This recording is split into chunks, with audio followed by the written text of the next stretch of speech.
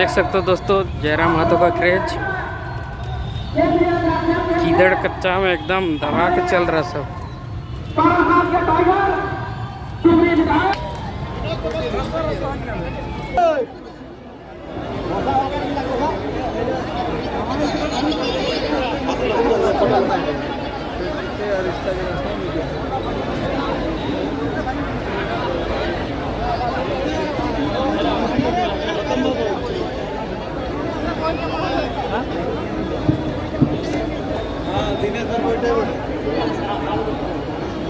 Hello, Jharkhand राज्य कोल्हान प्रमंडल के आदितपुर के इस मैदान में झारखंड राज्य के अमर शहीद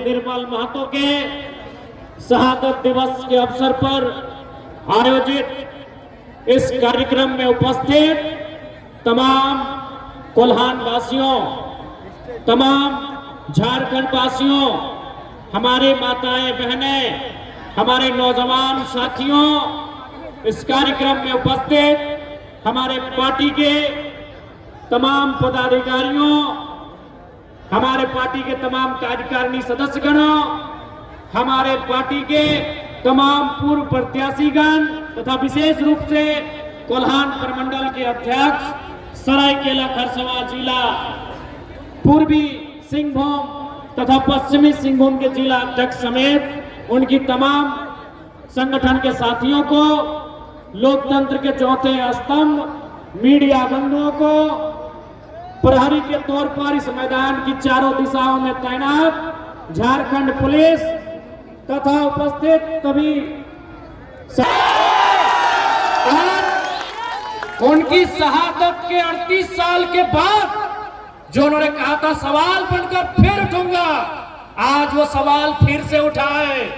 आज वो सवाल डुमरी विधायक जयराम महतो के रूप में विधानसभा में उठा है। और जब वो सवाल उठता है 2-3 मंत्रियों को खड़ा होकर उत्तर देना पड़ता है। राज्य के मंत्रियों को मेरा समय रोकने के लिए, हमें टोकने के लिए बीच बचाव में खड़ा होना पड़ता है जब वो सवाल बनकर विधानसभा में उठता है। निर्मल के सवाल आज भी उठते हैं। निर्मल के सवाल चांडिल डैम में विस्थापित हुए सैकड़ों गांवों के लोगों के सीने से उठते हैं। आज भी वह सवाल का जवाब मांग रहे हैं कि हमने हजारों लाखों एकड़ जमीन दिया है, बदले में आज हमारी स्थिति क्या है। आज निर्मल के सवाल आज भी उठते हैं। टाटा के नाम से पूरी दुनिया में ख्याति प्राप्त टाटा प्रबंधन के खिलाफ उठते हैं। आज निर्मल के सवाल टाटा में आके उठते हैं उन रैयतों के पक्ष से जिन्होंने आज टाटा को जमीन दिया था कि आपने आज सैकड़ों साल से आपने कंपनी का संचालन किया, आप 1 रुपए से आज 20 लाख करोड़ संपत्ति के मालिक हो गए, लेकिन जिन लोगों ने जमीन दिया है आज उन लोगों की स्थिति कहां है, ये सवाल आज उनके सीने से उठता है। आज निर्मल के सवाल उठते हैं, इस स्वास्थ्य व्यवस्था को देखकर उठते हैं कि अगर मंत्रियों को जरा सी भी खरोंच आती है वो दिल्ली चले जाते हैं, लेकिन एक आम व्यक्ति का बेटा या बेटी इलाज होना यहाँ दुर्लभ हो जाता है। आज निर्मल के सवाल वहां से उठते हैं। आज भी निर्मल के सवाल इन्हीं वादियों में जिंदा है। आज भी निर्मल के सवाल इसी मिट्टी में जिंदा है। और जब तक एक भी नौजवान झारखंडी विचारधारा के साथ इस मिट्टी में जिंदा रहेगा, निर्मल के सवाल मिट्टी में कभी दफन नहीं होंगे। आज भी निर्मल के वही सवाल तीखे बनके, समय के साथ विषैले बनके आज इस वातावरण में गूंज रहे हैं, आज इन वादियों में गूंज रहे हैं, जिसके उत्तर देना आज इस सिस्टम के पास, इन सिस्टम के बस के बाहर हो चुका है। इसलिए आज आवश्यकता है कि कोल्हान की धरती और झारखंड की धरती को पुनः एक बार निर्मल के विचारों के साथ अनुकरण करने की आवश्यकता है। आज चाहे कोल्हान रहे, चाहे कोयलांचल रहे या संथाल परगना रहे, जिस उम्मीद के साथ, जिस सपने के साथ, जिस मकसद के साथ झारखंड राज्य का निर्माण किया गया था, आज वो मकसद कोसों दूर हो चुका है। इसलिए आज सवाल करना बहुत जरूरी है और ये जिम्मेदारी आज की युवा पीढ़ी के कंधों पर है कि आज वो निर्मल की तरह किस प्रकार से सत्ता से शीर्ष में बैठे लोगों से सवाल भी करती है और सवाल का उत्तर भी मांगती है। आज इस झारखंड राज्य को बनाने में ये किसी से नहीं छुपा है। इस राज्य को बनाने में निर्मल महतो समेत अनगिनत लोगों ने अपने प्राणों की आहुति दी, अनगिनत लोगों ने अपने लहू की धार को बहाया। अरे जितना आज खरकई नदी की पानी की धार है, जितना स्वर्ण रेखा नदी की पानी की धार है, उससे कई ज्यादा धार में हमारे पूर्वजों ने अपने लहू को बहाया है इस राज्य को सींचने के लिए। लेकिन आज इस राज्य में हमारी स्थिति कहाँ है? आज धनबाद, बोकारो, गिरिडीह, रामगढ़ की सीमा को यदि कोयलांचल कहा जाता है तो जमशेदपुर, सरायकेला को लोहांचल कहा जाता है। आज खनिज संपदा से परिपूर्ण ये राज्य हमारा, लेकिन आज यहाँ के नौजवान, उनकी स्थिति क्या है? आज यहाँ के पढ़े लिखे नौजवान पलायन करने पे विवश है। आज यहाँ की पढ़ी लिखी बेटियां परदेशों में जाने के लिए विवश है। तो इस दिन के लिए हमारे पूर्वजों ने, चाहे वह निर्मल महतो रहे या दिसम गुरु शिबू सोरेन रहे, इस मंच के माध्यम से राज निर्माताओं में प्रमुख निर्मल दादा के साथी रहे, दिसम गुरु के नाम से पूरी दुनिया में ख्याति रहे। दिसम गुरु शिबू सोरेन का भी 3 दिन पहले निधन हुआ है। उन्हें भी निर्मल दादा के साथ साथ दिसम गुरु को भी श्रद्धांजलि देते हैं। लेकिन सवाल आज भी इन बातियों में है कि उन शहादतों का हमें क्या मिला, उनके संघर्षों का हमें क्या मिला। आज तमाम मीडिया चैनल्स हमने देखा, आपने भी देखा, गुरु जी के पुराने स्टेटमेंट को हमारे बीच रख रहे हैं, हमें सुना रहे हैं, जिनमें अभी नगरी का बात सबके सामने आ रहा है कि यार हार जोतो ना, धान काटो ना। लेकिन आज हमारे जमीन रहा कहाँ? आज हमारे खेत रहे कहाँ? आज हमारे खेतों में कहीं टाटा खड़ा है, आज हमारी खेतों में कहीं टेल्को खड़ा है, आज हमारी खेतों में कहीं टिस्को खड़ा है, आज हमारी खेतों में कहीं उषा मार्टिन खड़ा है, कहीं जियाडा, कहीं प्याडा, तो कहीं आइडा खड़ा है। लेकिन सवाल वही, हमें क्या मिला? आज बहुत सारे, चूंकि जमशेदपुर, सरायकेला औद्योगिक क्षेत्र है, यहाँ झारखंड के साथ साथ बिहार, बंगाल, उड़ीसा, गुजरात, पंजाब, राजस्थान के लोग रहते हैं और उनमें एक धारणा बनाई दी गई है कि जो एक नया विधायक आया है जिसका नाम जयराम कुमार महतो है, ये बाहरियों के खिलाफ बोलता है, उनमें धारणा बना दी गई है। यदि मेरी आवाज इन बड़ी बड़ी इमारतों में आशियाना बनाकर रह रहे किसी बिहारी भाई, किसी यूपी, गुजरात, उड़ीसा, बंगाल के भाई बहन तक जा रही है, जिनके मन में मेरे लिए एक नकारात्मक धारणा बनाई गई है कि हम उनके खिलाफ हैं, तो मैं एक सवाल आपसे भी करूंगा कि यदि आपके पूर्वजों का जमीन उत्तर प्रदेश में, बिहार में, बंगाल में, उड़ीसा में कोई 5 एकड़, 10 एकड़, 50 एकड़ कब्जा करे और आपको लात मारकर भगा दे, तो आपको कैसा लगेगा? आप छतों से बाहर आए और जवाब देते। जी हाँ, इन बड़ी बड़ी इमारतों में यदि हमारे बिहार से, उत्तर प्रदेश से, बंगाल से, छत्तीसगढ़ से, उड़ीसा से, गुजरात से, हरियाणा, राजस्थान कहीं के भाई बहन रहते हैं और जिनको लगता है कि हम उनके खिलाफ बोलते हैं, तो आप सामने आकर हमें जवाब दे दे कि यदि आपकी बपोती जमीन टाटा, टिस्को, टेल्को, उषा मार्टिन, आइडा, जियाडा, बियाडा, ABCD अगर 5 एकड़, 50 एकड़ ले और आपको वहां एक 4th ग्रेड की नौकरी में ना रखे, तो आपकी प्रतिक्रिया क्या होगी? हमारे बारे में नकारात्मक होने से पहले आप हमारे गांव में आओ, आप उन क्षेत्रों में आओ जहां से हम आके अपनी आवाज बुलंद करते हैं, बताइए आपकी प्रतिक्रिया क्या होगी? अरे ये झारखंड है, इसलिए हम लोग गेट बंद कर रहे हैं। ये झारखंड है, इसीलिए हम लोग धरना दे रहे हैं। यूपी बिहार होता तो कबाड़ के फेंक देते, इसीलिए जो यूपी बिहार के लोग हमारे लिए धारणा बना रहे हैं, दिल पे हाथ रख के कहिए आपके बाबूजी का कोई 5 एकड़ जमीन कंपनी ले ले और आपको वहां नौकरी में ना रखे, आपकी प्रतिक्रिया क्या होगी? इसलिए हमारे बारे में नकारात्मक होने से पहले हमारी बातों को अच्छी तरह समझ लें। हम खतियान का समर्थन करते हैं। इसमें किसने आपको कहा कि जो लोग खतियानधारी नहीं वो भाग के चले जाए? अरे भाई, हम खतियान का समर्थन करते हैं। मतलब क्या है कि खतियान के आधार पर डोमिसाइल पॉलिसी बने और उस डोमिसाइल पॉलिसी के आधार पर एम्प्लॉयमेंट पॉलिसी बने, उसमें झारखंडियों को हक मिले। हमने ये थोड़ी कहा कोई यहाँ व्यापार नहीं करेगा, कोई यहाँ रोजगार नहीं करेगा, कोई यहाँ निजी कंपनियों में काम नहीं करेगा। इसलिए कोई भी धारणा बनाने से पहले आप अपने छतों में अपनी खिड़कियों को खोलिए, क्योंकि हमें मालूम है ये आदित्यपुर के क्षेत्र में झारखंड के लोगों से ज्यादा बिहार, बंगाल, उत्तर प्रदेश के भाई बहन लोग रहते हैं। अपने छतों की खिड़कियों के खोलिए और मुझे सुनिए, मुझे जानिए। मैं कह रहा हूं ये तो झारखंड है कि कंपनी में जाके ये धरना देते हैं, हड़ताल करते हैं। ये बिहार होता तो कंपनी के मालिकों को गाड़ दिए होते।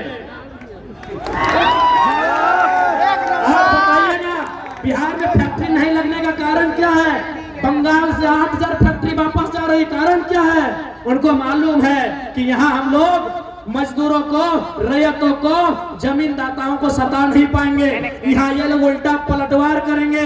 इसीलिए आपकी जानकारी के लिए बंगाल से 8000 कंपनी वापस जा रही है, बिहार में तो कंपनी जाती ही नहीं है। उनको मालूम है सबसे भोले, सबसे सीधे सरल झारखंड के लोग हैं। जमीन भी लीजिए, लाठी डंडा भी मारिए, इन लोग कुछ नहीं बोलेगा, इन लोग कुछ नहीं बोलेगा।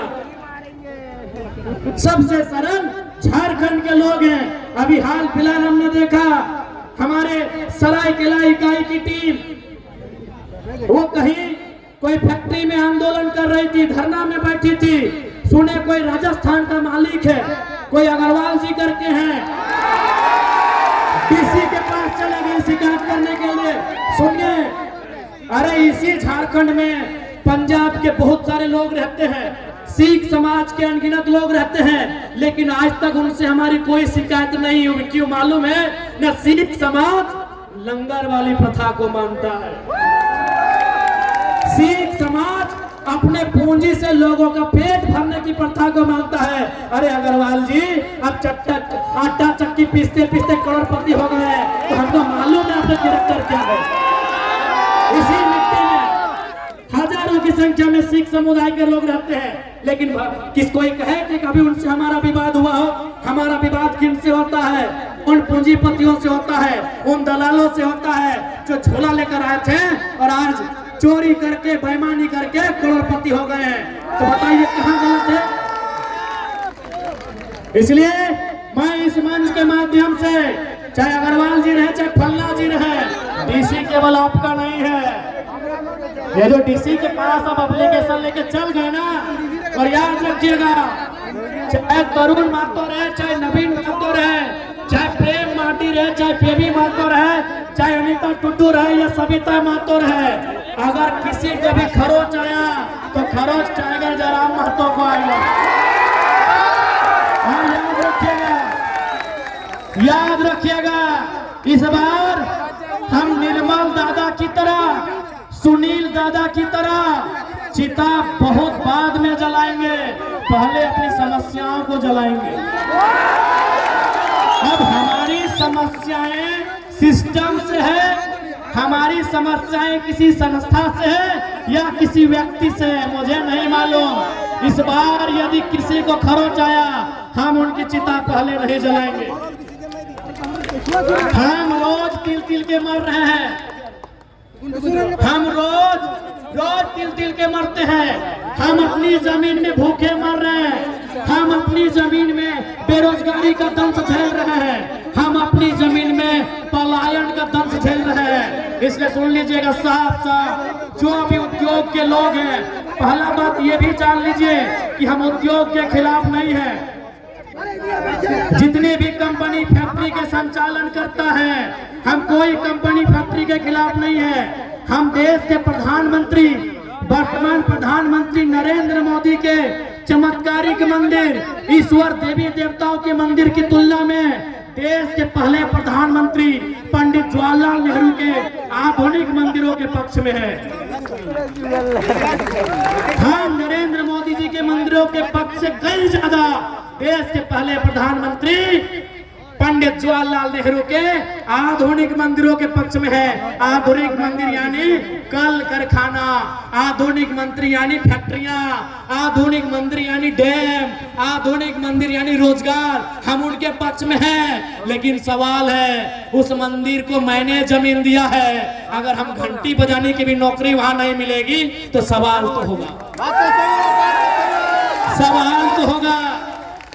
बिल्कुल हम आधुनिक मंदिर के पक्ष में हैं। हम मोदी जी के उन धार्मिक देवी देवता आकाशीय चमत्कारिक चीजों से कई ज्यादा गुना हम पंडित नेहरू के आधुनिक मंदिर के पक्षधर हैं। उनका आधुनिक मंदिर का रास्ता रोजी रोजगार से होकर जाता है, गरीबों की पेट की भूख से होकर जाता है, इसलिए हम उनके पक्ष में हैं। लेकिन मेरा सवाल वही है, उस आधुनिक मंदिर को बचने के लिए, आधुनिक मंदिर यानी टाटा की फैक्ट्रियां, आधुनिक मंदिर यानी रियाडा जियाडा, आधुनिक मंदिर यानी ये तमाम फैक्ट्रियां, कंपनियां, ये डैम, ये कुचाई का डैम, ये चांडिल का डैम, ये डिमना डैम, आधुनिक मंदिर यानी ये तमाम फैक्ट्रियां, ये छोटे बड़े मिल्स कारखाने।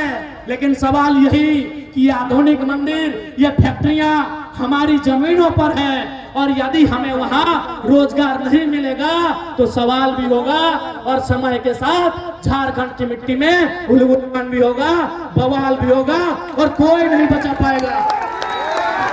अरे डीसी के पास चले गए, जाइए जहां जाना है चले जाइए। सिकंदर को जानते हैं ना अग्रवाल जी, हम आपको नहीं जानते हैं ना, कभी मिले हैं, पेपर में नाम सुने हैं, तब से मेरा पारा हिट है। आपसे हमारा कोई झगड़ा नहीं है। एक को आटा चक्की पीसते थे राजस्थान से आके, और लोगों को यहाँ झारखंड के मूलवासी, झारखंड के आदिवासी पे जुल्म करिएगा, केस करिएगा, तो याद रखिएगा आने वाला दिन जब काउंटर होगा ना, कोई डीसीएस भी साथ नहीं देने वाला। बिल्कुल मेरा अगर बयान आप तक पहुंच जाए तो आप आज शाम को सिकंदर के बारे पढ़िएगा।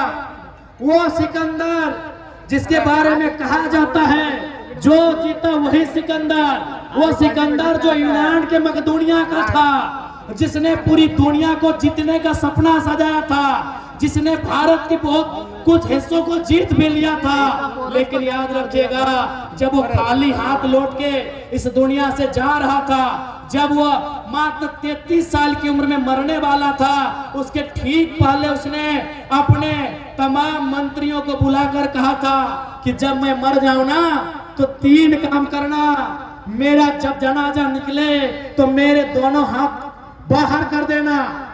तो उनके मंत्रियों ने पूछा कि महाराज दोनों हाथ बाहर करने का मतलब क्या है? बोला मेरे दोनों हाथ बाहर करना, मुट्ठी खुली करना, ताकि दुनिया को पता चलेगा कि दुनिया को जितने चला सिकंदर खाली हाथ लौट के जा रहा है। उसने दूसरा शर्त रखा था, सिकंदर ने दूसरा शर्त रखा था कि मुझे मेरे जनाजे को कंधा कोई ऐरा गहरा नहीं देगा, कोई मामूली आदमी मेरे जनाजे को कंधा नहीं देगा, मेरे जनाजे को कंधा मेरे प्रधानमंत्री, मेरे महामंत्री, मेरे सेना नायक देंगे। बोला सर इसका क्या मतलब है?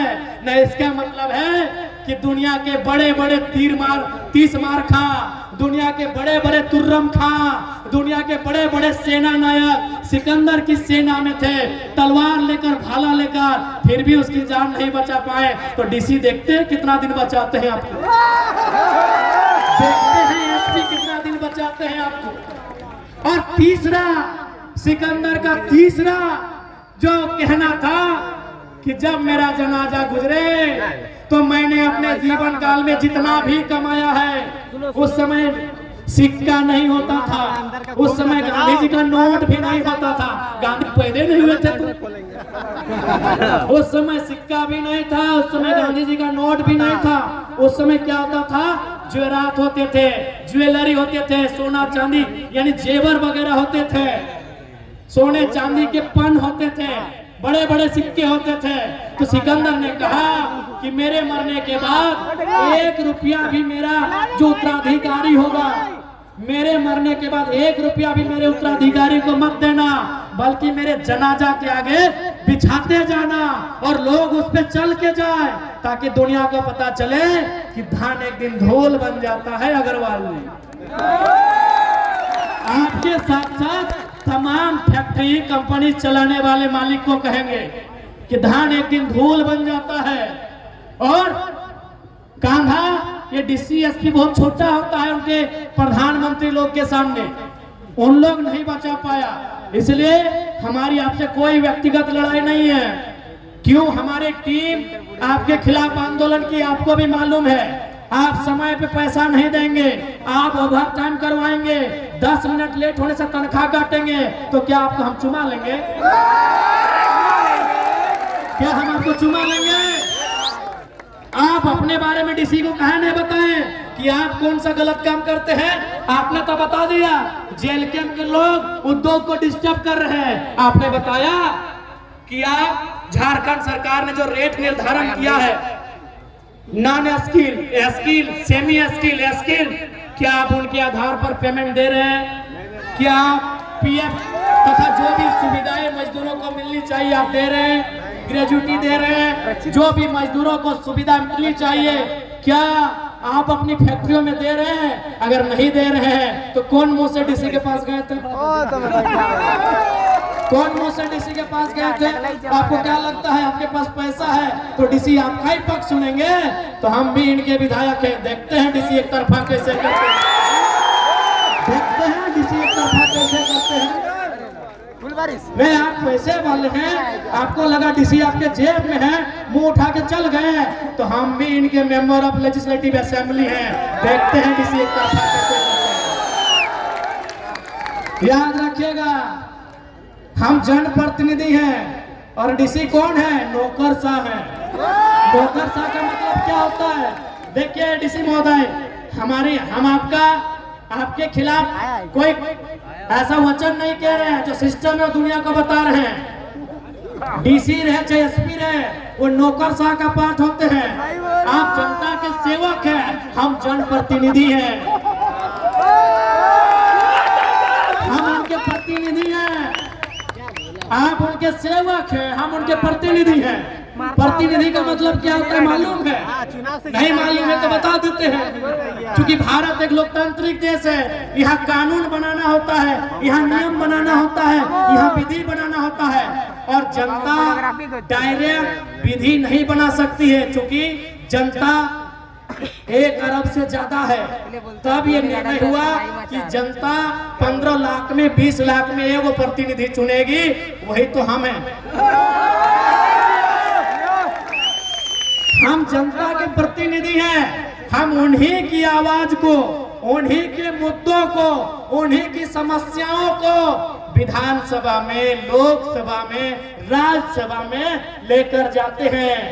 इसलिए जो भी उद्योग घराना ये सोच रहा है कि पदाधिकारी आपके जेब में है, ये गलत बात है। क्योंकि डीसी एसपी वो जनता के होते हैं, किसी व्यक्तिगत प्रॉपर्टी के नहीं होते हैं। तो जो लोग भी ये भ्रम फैला रहे हैं, बिल्कुल भ्रम ना फैलाए, नहीं तो ये निर्मल की मिट्टी है। अगर इस बार सवाल करेगी तो इतना बड़ा बवाल होगा कि आपको 1 इंच धरती यहाँ दोबारा नहीं मिलेगी। क्या कोल्हान की जनता अपने हक अधिकार के लिए नए उलगुलान के लिए तैयार है? आखिर घुट घुट के कब तक जीना है? हो गया खत्म। अरे घुट घुट कर कब तक जीना है? जमीन हमारी, खेत हमारे, राज्य हमारा, और राजस्थानी यहाँ आग दिखा रहा है, ये कितना शर्म का बात। पहला बात अब हमने राजस्थानी कहा तो इसका मतलब ये नहीं कि हम राजस्थान के खिलाफ है। हम उस राजस्थान के राजस्थानी के खिलाफ हैं जो फटाक से हमारे साथियों की शिकायत करने ऑफिसर के पास पहुंचा था। आप जनता की, रैयतों की, मजदूरों की समस्या का समाधान करिए। हम आपकी फैक्ट्री को हुलकने नहीं जाएंगे। रेट बढ़ाइए। हमें कोई शौक नहीं है आपकी फैक्ट्री से नाता रखने का, हमें कोई शौक नहीं है हुलकने का। लेकिन अगर जनता की आवाज आई, अगर झारखंड के कोई एक व्यक्ति भी प्रताड़ित हुआ तो आप अगर गोला बारूद भी लेके आएंगे तो हम सीना और सर लेके आएंगे। याद रखिए, ये 2025 का झारखंड है, ये झुकने वाला नहीं है, झुकाने वाला। ये 2025 का झारखंड है। अब ये झुकेगा नहीं, झुकाएगा, पलटवार भी करेगा, आंख भी मिलाएगा, सवाल भी करेगा और हलफ के बाहर से अपना जवाब भी लेके आएगा। बिल्कुल, मैं स्पष्ट कह रहा हूँ। अब जाइए बंगाल होके आई, बिहार होके आई, वहाँ कंपनियों की क्या स्थिति है, वहाँ कंपनी क्यों नहीं जाना चाहती है और झारखंड में कंपनियां तांडव करती है, क्योंकि इन्हें मालूम है कि इनके नेता खरीदे जाएंगे, इनके नेता बिक जाएंगे। तो कोई बात नहीं है, ये झारखंड की जनता है, जरूरत पड़े तो बिना नेता के भी लड़ लेती है। इनको लगता है कि हम तो विधायक जी को खरीद लेंगे। अरे अभी खासकर ये इतिहास रहा है, पीछे के दरवाजे में उनको एंट्री भी मिलता है, पीछे के दरवाजे से जाते हैं, अटैची लेके आते हैं। ये तो पुरानी परंपरा है, उस परंपरा को भी तोड़ना है, उस व्यवस्था को भी तोड़ना है। ये चुनौती है और उस चुनौती को स्वीकार करते हैं। इसलिए आज कोल्हान की सरजमी में उपस्थित तमाम माताओं, तमाम बहनों, तमाम नौजवान साथियों, हमारी लड़ाई कभी गलत नहीं रही है। हमारी लड़ाई हक के लिए रही है, हमारी लड़ाई न्याय के लिए रही है, हमारी लड़ाई झारखंड की अस्मिता अस्तित्व के लिए रही है। और उसके लिए हम, अरे इनसे तो छोड़िए, सामने यमराज भी आके खड़े होंगे तो दो दो हाथ कर लेंगे। सवाल यदि अस्मिता का होगा, सवाल यदि अस्तित्व का होगा, सवाल यदि जल जमीन जंगल का होगा तो हम मुकाबला यमराज से भी करेंगे। ये तो कहाँ कहाँ कौन कौन है हम जानते भी नहीं है, ये तो बहुत मामूली लोग हैं। ईस्ट इंडिया कंपनी, अरे दुनिया में सबसे बड़ी कंपनी का नाम है ईस्ट इंडिया। तुम आए खड़ा, हम देखेंगे कैसे तुमको। दुनिया की सबसे बड़ी कंपनी का नाम था ईस्ट इंडिया कंपनी, जिसके माध्यम से ब्रिटेन के लोगों ने हिंदुस्तान को और हिंदुस्तान के साथ साथ और 70 देशों को, किसी को 150 साल, किसी को 200 साल, किसी को 300 साल गुलाम बनाया। आज उखाड़ के फेंक दिया गया कि नहीं? आज ईस्ट इंडिया कंपनी को उखाड़ कर फेंक दिया गया कि नहीं? फेंक दिया गया। तो इसलिए कोई भी कंपनी वाले, मैं स्पष्ट कह दूं, बिल्कुल मैं आपके खिलाफ नहीं हूं, आपकी गलत नीतियों के खिलाफ हूं। घमंड में मत रहिएगा। इस दुनिया ने ईस्ट इंडिया कंपनी की विदाई देखी है, आपको 100 साल, 50 साल, 30 साल से। बस यहाँ की जनता थोड़ा सा डिफेंसिव मूड में चली गई है। हाँ, ये सच है।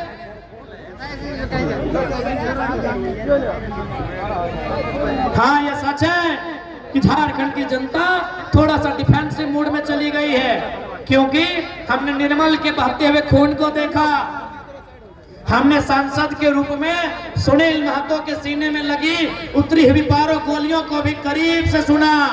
इसलिए हम मानते हैं कि हम विगत 20 सालों से डिफेंसिव हो गए हैं। तो इसका मतलब ये नहीं कि हम दोबारा एग्रेसिव नहीं हो सकते। हाँ, मानते हैं कि हमने समय के साथ कुछ पल के लिए समझौता कर लिया है। अब हम आंदोलन से, आक्रामकता से कभी कभी समझौता कर जाते हैं, लेकिन याद रखिएगा, सवाल यदि अस्तित्व से आके टकराएगा, सवाल यदि अस्मिता से आके टकराएगा तो हम किसी से भी मुकाबला करने को तैयार हैं। तैयार है ना? ये आने वाले जेनरेशन के लिए लड़ाई है। आज आप देखिए, हमारा सोना झारखंड कहाँ है? किस हाल में है, किस परिस्थिति में है। ये लड़ाई, ये संघर्ष ये आने वाले जनरेशन के लिए है। आज हमारे रोजगार की स्थिति क्या है, आज हमारे किसानी की स्थिति क्या है, आज हमारे शिक्षा की स्थिति क्या है, आज हमारे स्वास्थ्य की स्थिति क्या है, आज हमारे झारखंडी भाई और बहनों की स्थिति क्या है। ये अस्तित्व की लड़ाई है। आप ऐसा नहीं है, आप पूरे भारत में चले जाएं, आप पूरे दुनिया में चले जाएं, हर एक जगह उद्योग बने हैं, हर एक स्थान पे कल कारखाने आए हैं, खुले हैं। लेकिन झारखंडियों के साथ जो दुर्व्यवहार हुआ है वो पूरी दुनिया में, ब्रह्मांड में किसी के साथ नहीं हुआ है। आज निर्मल दादा के साथ साथ हम गुरुजी को भी याद कर रहे हैं। कुछ ही दिन पहले गुरुजी हमारे बीच अलविदा कह के चले गए, लेकिन आज गुरुजी के बेटे माननीय हेमंत सोरेन जी मुख्यमंत्री के रूप में काबिज हैं। मैं लोकतंत्र के चौथे स्तंभ के माध्यम से माननीय मुख्यमंत्री को भी संदेश दूंगा, आपके दुख में पूरा राज्य दुखी है, आपके दुख में हम भी दुखी हैं। लेकिन जैसे ही अगला सदन चले, गुरुजी के सपनों के झारखंड को बनाइए। और गुरुजी का आंदोलन में प्रमुख था धान काटो डुगडुगी बजाओ। गुरुजी का प्रमुख आंदोलन था डुगडुगी बजाओ, डुगडुगी बजाओ। और जमीन अपना जो महाजन लोग लिया है, जमीन अपना जो सूदखोर लोग लिया है, जमीन अपना जो सामंत लोग लिया है, उससे जमीन ले लो। तो हेमंत दादा जो जमीन कंपनी लिया है, जहां यूज नहीं हुआ है, 101 खाता के तहत वापसी करने का अधिकार राज्य सरकार का है, चुपचाप वापसी करा दीजिए। धारा 101 के तहत यदि उस भूमि में परियोजना नहीं आई है, उस योजना का संचालन नहीं हुआ है और 5 साल से ज्यादा का समय बीत चुका है, उस जमीन में रैयत के पक्ष में राज्य सरकार धारा सेक्शन 101 के अनुसार भूमि वापस करा सकती है। जो लड़ाई गुरुजी की थी, जो लड़ाई निर्मलदा की थी, वही लड़ाई तो आज भी है। आज भी जमीन की लड़ाई है, आज भी खेत खलिहान की लड़ाई है, आज भी 1960 से चले आ रहे चांडिल डैम की लड़ाई है, आज भी डिमना डैम की लड़ाई है, आज भी सरायकेला जमशेदपुर में जिन उद्योगों ने हमारी जमीन लिया है उसके बदले मुआवजा नौकरी देने की लड़ाई है, आज भी वही लड़ाई है। इसलिए माननीय मुख्यमंत्री महोदय, शोक के बाद जब सदन चले, आपको चाहिए गुरुजी के सपनों के दिशा में राज्य की सरकार को बढ़ना चाहिए और इस राज्य के हितार्थ के लिए नियम कानून आपको बनाना चाहिए। मैं लोकतंत्र के चौथे स्तंभ मीडिया के माध्यम से विधायिका के अंग यानी माननीय मुख्यमंत्री आपके नेतृत्व की सरकार को ये संदेश देना चाहूंगा। आज बड़ा दुख लगता है जब हम अपने पूर्वजों को श्रद्धांजलि देते हैं, जब उनके शहादत दिवस पुण्यतिथि के कार्यक्रमों में श्रद्धांजलि देते हैं। आज भी ये मन कहीं ना कहीं कचोटता है कि राज्य किसके लिए बना। उन मंचों में खासकर ये नारा गुरुजी और निर्मलदा के कालखंड से लगता था कि कैसे लेंगे झारखंड। जब ले लिया तो नारा लगा कैसे लिया झारखंड। नारा नीचे से लगता था कि लड़ के लिया झारखंड, कट के लिया झारखंड, मर के लिया झारखंड। लेकिन आज सवाल उलट गया है। आज ये अब नारा नहीं लगेगा कैसे लिया झारखंड, अब सवाल ये होगा क्यों लिया झारखंड, किसके लिए झारखंड, क्यों लिया झारखंड, क्यों गुरुजी का संघर्ष, क्यों निर्मलदा का बलिदान, क्यों आज हर एक झारखंडी पूछ रहा है क्यों लिया झारखंड, किसके लिए झारखंड। आज हर एक झारखंडी पूछ रहा है।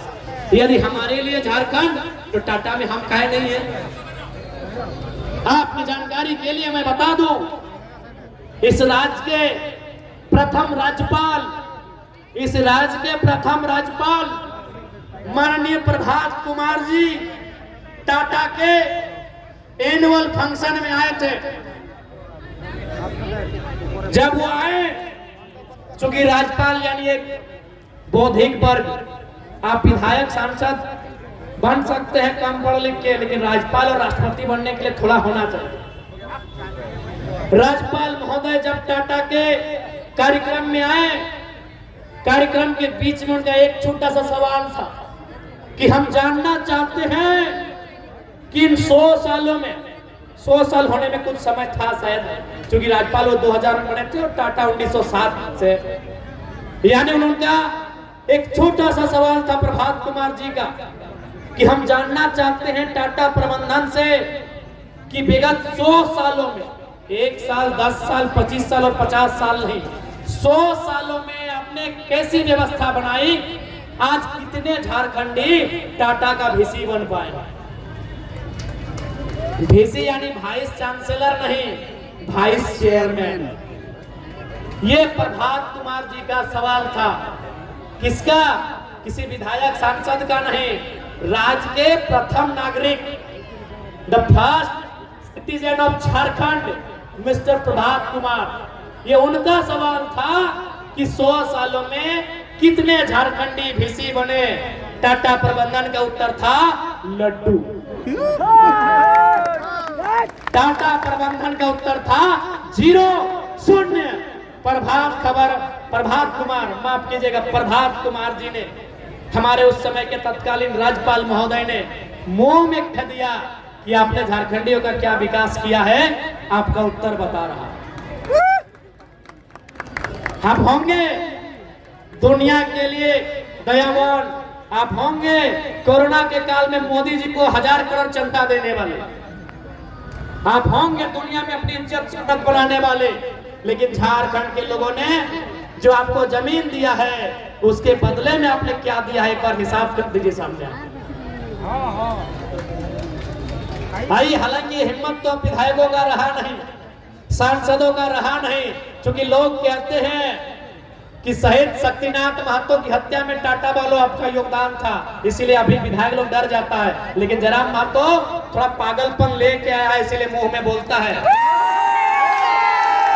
लोग ये भी कहते हैं कि सुनील महतो की हत्या में 1-2% आपका योगदान था, क्योंकि सुनील महतो हमेशा विस्थापितों के मुद्दे में आपके जीएम लोग को पानी पिलाते थे। लोग ये भी कहते हैं कि रतिलाल महतो की हत्या में आप लोगों का योगदान था, इसीलिए अब थोड़ा विधायक लोग डर गया है कि टाटा कंपनी तो है ये है, साथ साथ में 2-4 को शूटर भी रखा है, शक्तिनाथ महतो के तर्ज पे उड़ा देगा कहीं। शक्तिनाथ महतो को आप नहीं जान रहे ना, जैसे आपके कोल्हान हमारे कोयलांचल में क्रांति दूत थे, शहीद शक्तिनाथ महतो, उनके बारे में कहा जाता है टाटा के साथ एक मीटिंग हुआ था। जैसे आपके यहाँ टाटा जमशेदपुर है, हमारे वहाँ टाटा जामाडोबा, टाटा सिजुआ है। लोग कहते हैं, बुजुर्ग लोग आज भी सुनाते हैं कि टाटा के साथ एक मीटिंग हुआ था कि हर एक साल 13 को झारखंडी को, यानी जिन्होंने जमीन दिया है उनको नया नौकरी देना होगा। शहीद शक्तिनाथ महतो उस समय नेतृत्व करते थे। शहीद शक्तिनाथ महतो कोयलांचल के बहुत बड़े नेता थे। उनके साथ ये समझौता हुआ था कि प्रत्येक साल टाटा को परमानेंट नौकरी 13 को देना होगा। किसको? रैयत को। तो टाटा के जनरल मैनेजर, जिसको हम लोग जीएम बोलते हैं, ये 77 की बात है, उस समय की बात है, उनको बुलाया, बोला शक्तिनाथ बाबू आप काहे नौकरी मांग रहे हैं, आपको हम लोग, पता नहीं उस समय एम्बेसडर कार बोला गया था, शायद उस समय एम्बेसडर कार थी, उस समय स्कॉर्पियो फॉर्च्यूनर सब नहीं था, तो शायद, मैं शायद कह रहा हूं, कंफर्म नहीं, एम्बेसडर कार थी या कोई कार थी। टाटा के मैनेजर ने कहा कि आपको हम लोग मंथली की सुविधा देंगे, आवास देंगे और एगो कार देंगे। लोग कहते हैं शहीद शक्तिनाथ महतो अपनी कुर्सी से उठे और एकदम तड़ाक से जनरल मैनेजर निकाल। मेरा उस समय जन्म नहीं हुआ था, ये मैं आपको सुना रहा हूं, जो बुजुर्ग लोग कहते हैं। सीधे शक्तिनाथ महतो उठे अपनी कुर्सी से और ये चौड़ा तमाचा सीधे जनरल मैनेजर के गाल में। उस दिन के बाद पूरे प्रबंधन ने प्लानिंग किया और फाइनली सन 77 में शहीद शक्तिनाथ महतो को मार के धराशायी कर। इसलिए टाटा वाले आप होंगे महान, पता नहीं सुने ताज होटल भी आपका है, आप होंगे महान भाई, आप पैसा वाला भी होंगे। सुने हैं अभी आज के डेट में आपका प्रॉपर्टी 20 लाख करोड़ हम सुने हैं, आप होंगे महान। लेकिन झारखंड के लोगों ने आपको अपना कलेजा, अपनी मां समान जमीन दिया और आपने क्या दिया ये बताने की जरूरत नहीं है। हम क्या बताएंगे? प्रभात कुमार जी अभी स्वस्थ होंगे, मीडिया वाले उनसे जाके पूछ ले, कहीं तो होंगे अभी। ये आपने दिया है हमें, ये आपने हमें दिया है उद्योग घरानों, इंडस्ट्री वालों, कंपनी वालों, फैक्ट्री वालों, आपने हमें ये दिया है। आपने दिया होगा मोदी जी को 1000 करोड़ का चंदा और मोदी जी ने बोल दिया कि उसका हिसाब नहीं देंगे। हाँ, कोरोना के टाइम में दिया था चंदा 1000 करोड़, मोदी जी ने कह दिया उसका हिसाब नहीं देंगे, वो पीएम केयर फंड है। अब क्यों नहीं देंगे वो तो हम नहीं जानते हैं, दिया होगा अपने चंदा। लेकिन हमने आपको जो दिया हजारों हजार एकड़ जमीन, कितना में दिया पता नहीं, हो तो जमशेदपुर वाले जानते हैं कितना में जमीन दिया है। हम तो जानते हैं कि उधर का जमीन उस समय 30 पैसा डिसमिल, 50 पैसा डिसमिल, 1.5 रुपया डिसमिल और हार्डली 3 रुपया डिसमिल लेता था एक कट्ठा घर। हार्डली 3 रुपया डिसमिल और न्यूनतम 30 पैसा डिसमिल हमने जमीन दिया है। अरे हाथ तो आज हजारपति से लाखपति, करोड़पति, अरबपति, खरबपति, पद, सांग, डील क्या क्या होता है आप वहां पहुंच गए। लेकिन आज कभी आपने झांका है? आपने अपनी 20वीं मंजिल की इमारत की खिड़की से कभी झांका है कि हम आज किस साल में है? आज ये एक विधायक का नहीं, झारखंड के हर एक परिवार का सवाल है कि हमने आपको दिया, आपने हमें क्या दिया, ये सवाल है। और जैसे जैसे समय बढ़ेगा ये सवाल और गहरा होता जाएगा, ये सवाल और तीखा होगा, ये सवाल और पिसेला होगा। मारेंगे कितना मारेंगे? हमारी संख्या उतनी है जितना गोली नहीं है। और आपको मालूम है ना, सुनील महतो को मारने के लिए 12 गोली खर्च करना पड़ा था। यानी हमारे एक बेटे को भी मारना है तो 12 गोली खर्च करना होगा, उतना गोली भी नहीं है आपकी बंदूकों। दुनिया को मालूम है कि आपने सुनील महतो को मारने में 12 गोली का खर्चा किया था। तो हमारे बेटों के, इस मिट्टी के बेटों के सीने उतने ताकतवर हैं, दलमा की पहाड़ की तरह मजबूत है कि आप लोगों को 12 गोली खर्चा करना पड़ा। इसलिए आपके पास उतने गोलियां नहीं है, कितना मारिएगा? हम पे ध्यान मत दीजिएगा, क्योंकि हमको कुछ हुआ तो फिर क्या होगा अपना झारखंड भी जानता है।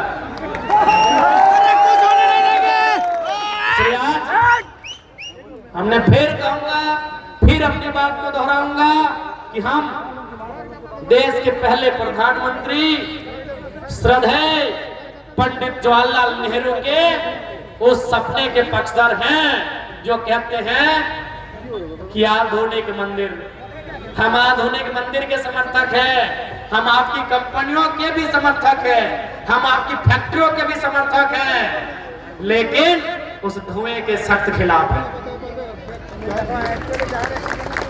हम आपकी गलत नीतियों के सख्त खिलाफ हैं। या आज आवाज एक विधायक की आई है, कल हर एक नौजवान की आई। उस समय डीसी साहब के पास जाइएगा ना, परमंडल में जो आयुक्त होते हैं कमिश्नर साहब, उनके पास जाइएगा, नहीं पता नहीं आप चीफ सेक्रेटरी के पास जाइएगा, आप लोग कहाँ जाइएगा, क्योंकि पैसा आपका है, आप तुरंत मिल लेते हैं और गरीबों को इंतजार करना पड़ता है। लेकिन इस बार झारखंड स्पष्ट चाहता है कि अब हमारे साथ किसी प्रकार का जुल्म अगर हुआ तो हम इस बार इंतकाम करेंगे।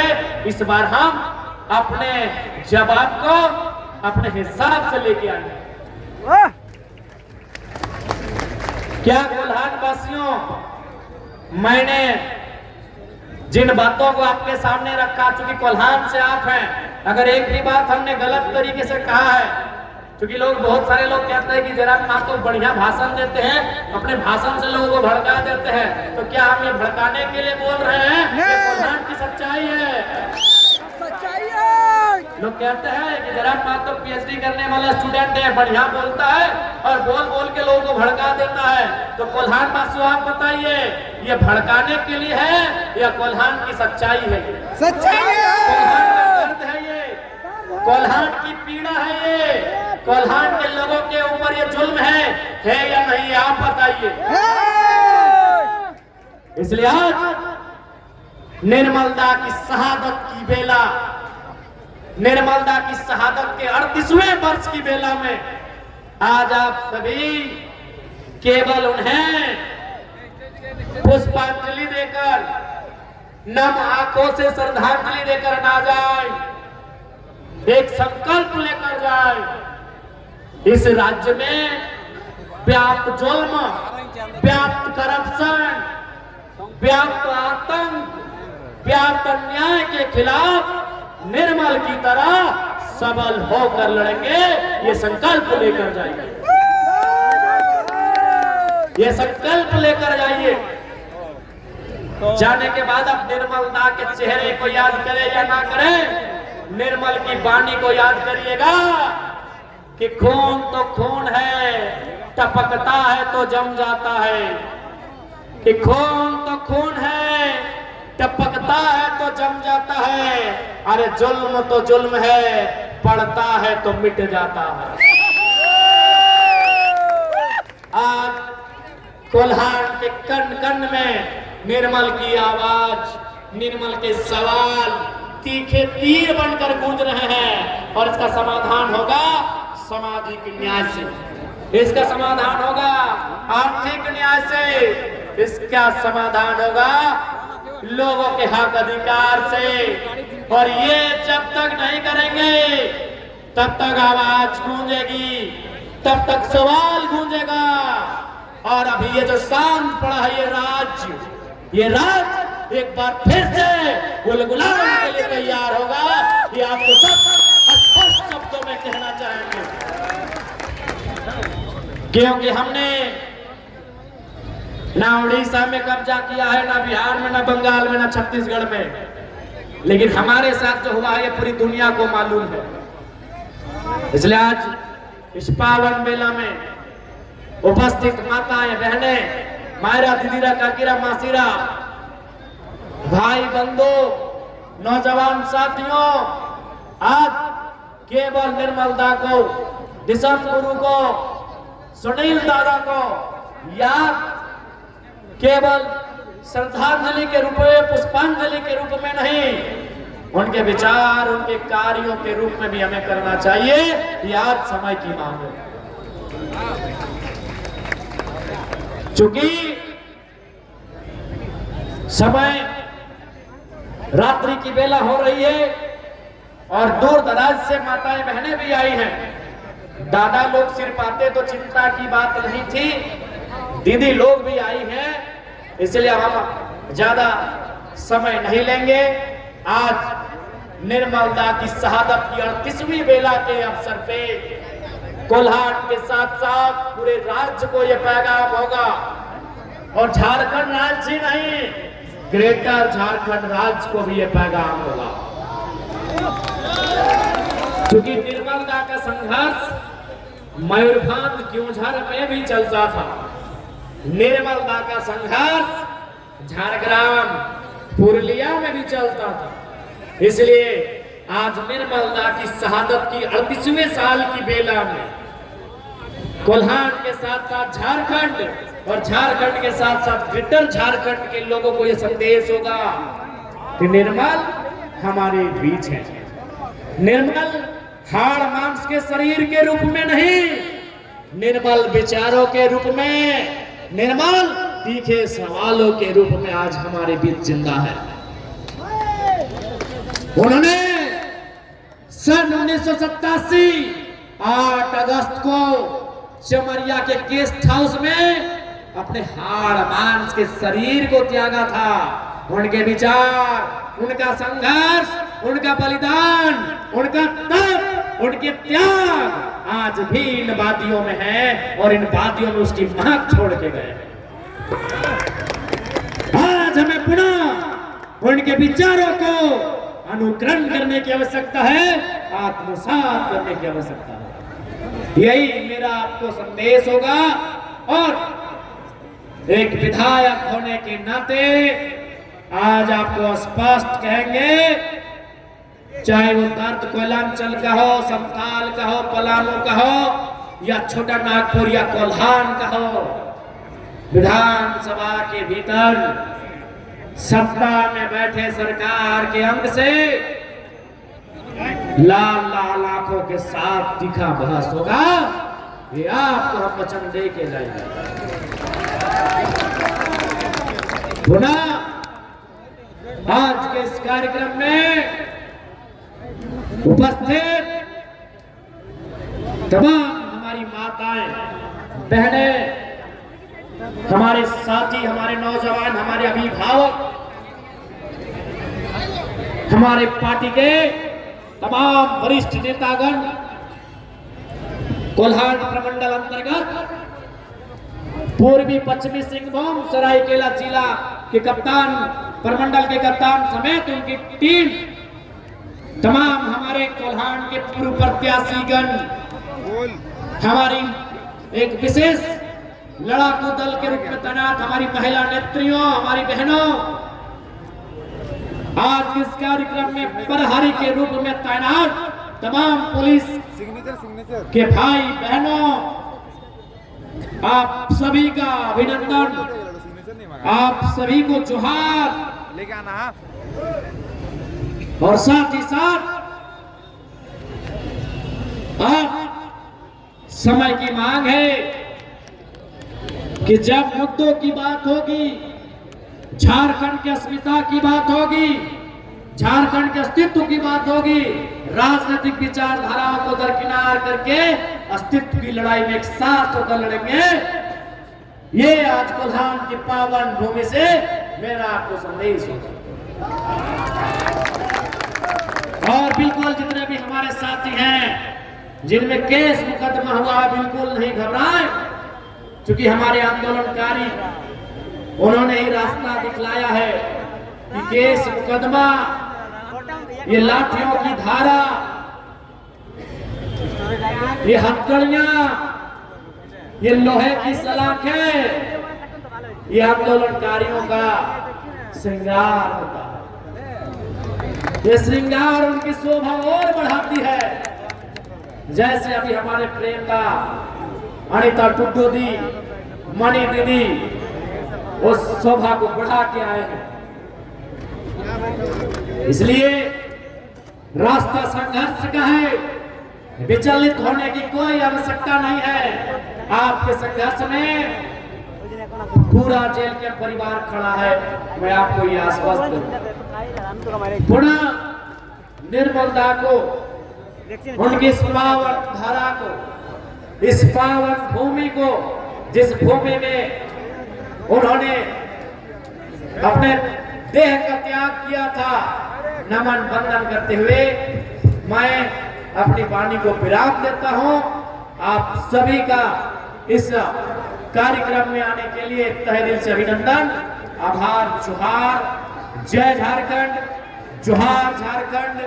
शहीद निर्मल महतो अमर रहे, शहीद निर्मल महतो अमर रहे। ठीक है दीदी, आपकी समस्या को हम लोग ले लेते हैं। जितने भी मीडिया के कर्मी भाई बंधु